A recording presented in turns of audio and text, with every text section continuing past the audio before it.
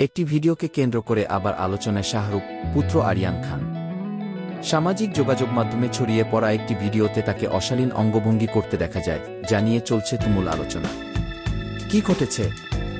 সামাজিক যোগাযোগ মাধ্যমে ছড়িয়ে পড়া ভিডিওটি গত 2 নভেম্বরের বলে জানা গেছে। সেদিন আরিয়ান খান বেঙ্গালুরুর একটি পাবে যান।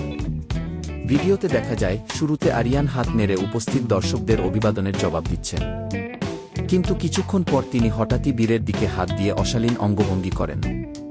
এ সময় তার সঙ্গে ছিলেন আরও কয়েকজন তরুণ। তাদের মধ্যে স্থানীয় এক এমএলএর ছেলে নালপার ও রাজ্যের এক মন্ত্রীর ছেলে জায়েদ খানকেও দেখা গেছে। ভিডিওটি সামনে আসতেই অনলাইনে ব্যাপক সমালোচনা ছড়িয়ে পড়ে। অনেকে আরিয়ানের এই আচরণকে প্রকাশ্যে অতিমাত্রায় অভদ্র ও অনভিপ্রেত বলে মন্তব্য করেন।